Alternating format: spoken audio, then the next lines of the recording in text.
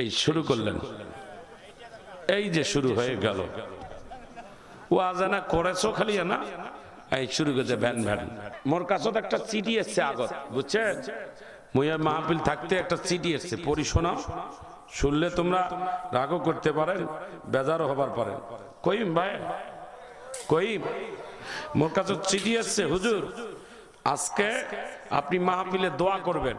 কার জন্য? ওবায়দুল কাদের ইন্ডিয়ার এক হসপিটালে অসুস্থ হয়ে পড়ে আছে, তার জন্য একটু দোয়া করবেন। ওবায়দুল কাকু মারহাবা কর, যাকে বাংলায় এক সময় বলছিলেন কাউয়া কাদের, কাকা করে বেড়াইতো। কথা কন ঠিক কেন?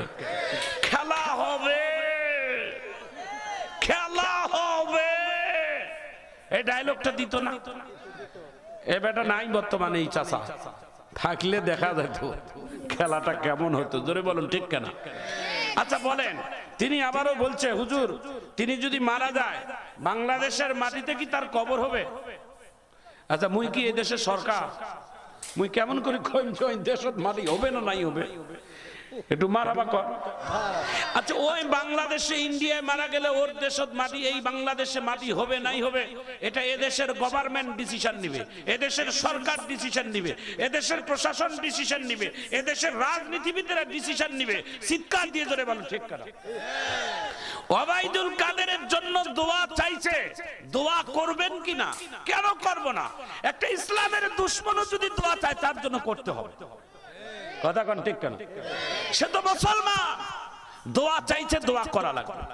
দোয়া কেন করবেন না? এটা আমি একমত না। তাই বলে কি দোয়া করা যাবে না? বলেন তো, একটা মানুষ অসুস্থ দোয়া চাইছে, তার জন্য দোয়া করা যাবে না? একটু জোরে আল্লাহু আকবার বলেন। কিন্তু যার অপরাধ যেমন তার সাজাও তেমন। একটু জোরে কোন ঠিক কেন?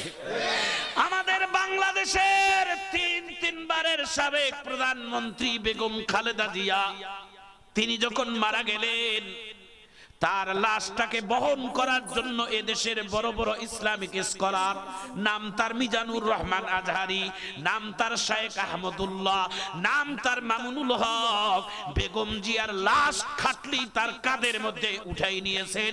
একটু চিৎকার দিয়ে জোরে বলুন ঠিক কিনা? আর তোমরা ক্ষমতায় যখন ছিলাম, এত বড় বড় আলেমদের মিজানুর রহমান আজহারি বাংলাদেশের জনপ্রিয় কেন এত?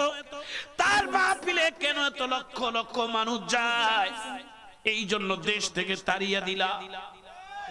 চোরের মন পুলিশ পুলিশ। কথা কন ঠিক কেনা? তোমাদের জনসভায় গাড়ি দাও, টাকা দাও, খাবার দাও, লোক হয় না। আর আমাদের মিজানুর ভাই আজহারির মাহফিলে বিনা টাকায় দূরান্ত থেকে লক্ষ লক্ষ মানুষ জমায়েত হয়, এই টেনশনে ঘুম নাই।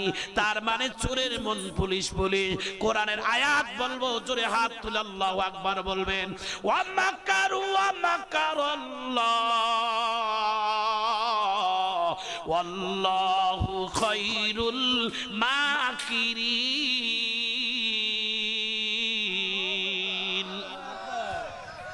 একটু মারহাবা কর, আরো জোরে কর। ভাইজান আমার, বন্ধুগণ আমার, আপনারা একটু মনোযোগ দিয়ে শোনেন বাজান। ঘটনাটা 1 মিনিটেই বলে দেই। বেগম জিয়া মারা গেছে, তার জন্য সারা বাংলাদেশের আলেমেরা চোখের পানি ফেলে দোয়া করছে, দল যেই যাই করুক। কথা বলেন ঠিক কিনা? জামাত ইসলামের আমির, খেলাফত মজলিসের আমির, ইসলামী আন্দোলনের আমির, বাংলাদেশের যত ইসলামী দল আছে, বাংলাদেশের যত সাধারণ দল আছে, সবাই বেগম জিয়ার জন্য হাত তুলে আল্লাহর কাছে দোয়া করছে। এবং বাংলার জমিনে এত বড় বিশাল জানাজা নামাজ, বাংলার জমিনে এত বড় জানাজা নামাজ একজনের হয়েছে, তিনি বাংলাদেশের সাবেক প্রধানমন্ত্রী বেগম জিয়া। একটু চিৎকার দিয়ে জোরে বলুন ঠিক না? আর তোমরা এমন করেছো কাজ যে তোমরা মারা গেলেও তোমাদের লাশটা বাংলাদেশে আসবে না, আসবে না, এটাও তোমাদের দ্বিমত। তার মানে তোমরা কি ধরনের অন্যায় করেছো এই দেশের মানুষের প্রতি তোমরাই বিবেচনা করে নাও। জোরে বলো ঠিক কিনা? আমরা তো আইন না, আমরা তো আদালত না, আমরা তো বক্তা, আমরা তো আলেম, আমরা এটার সমাধান দিতে পারবো না, সমাধান এদেশে মানুষ দিবে, এদেশের জনগণ দিবে। একটু জোরে বলুন ঠিক না? কি বাজান সমস্যা?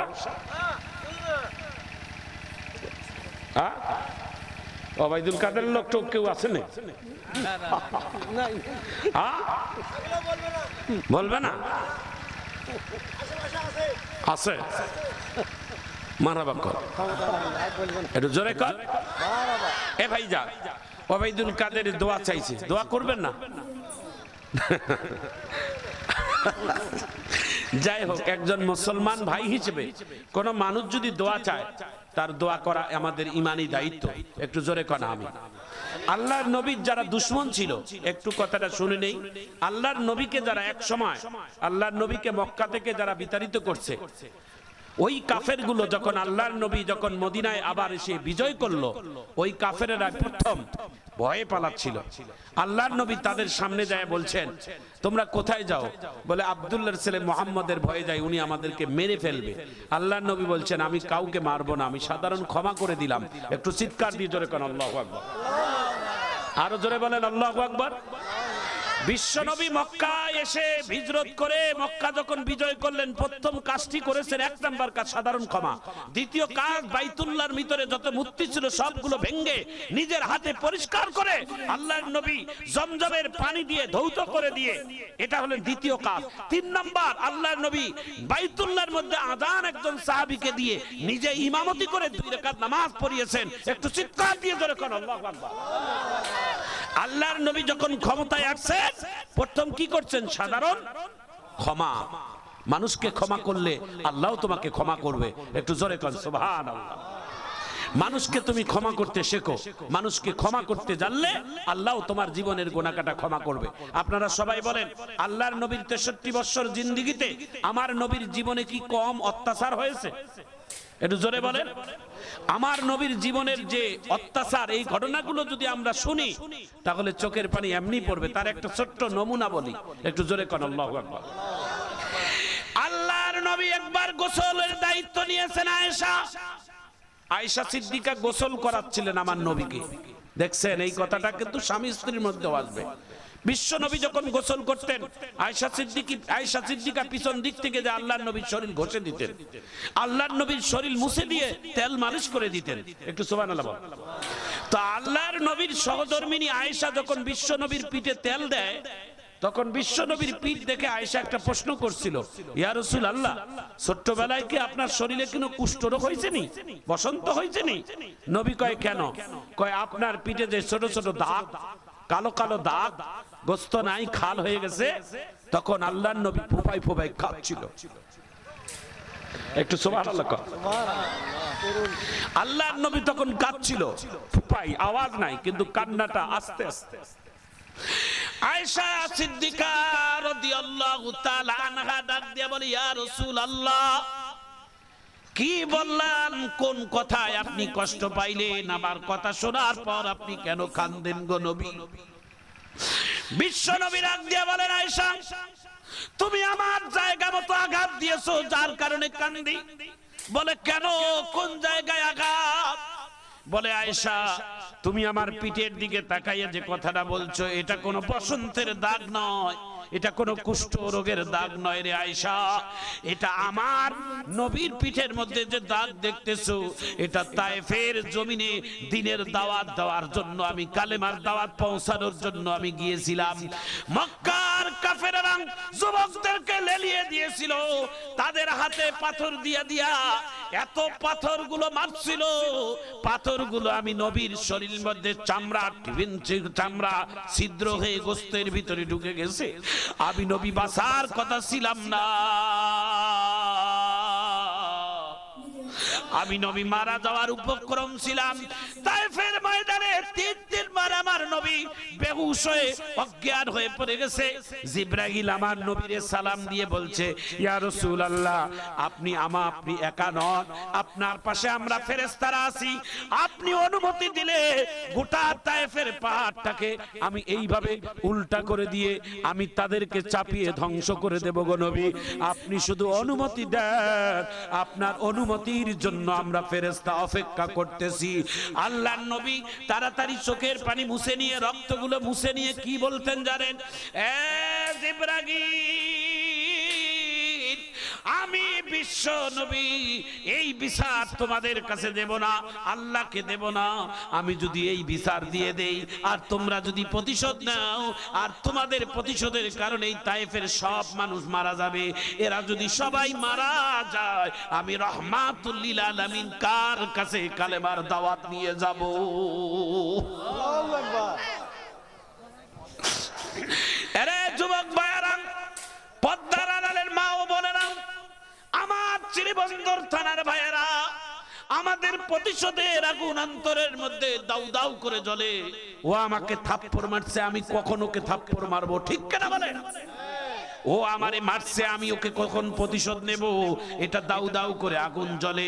না মারা পর্যন্ত আমার মনে শান্তি নাই। আল্লাহর নবী তা করে নাই। আল্লাহর নবী কি করেছেন জানেন? আল্লাহর নবীকে একজন ইহুদি না বুঝে সাধারণ একটা বালতির কারণে, ঘটনাটা অনেক বড়, এখন বলার টাইম নাই।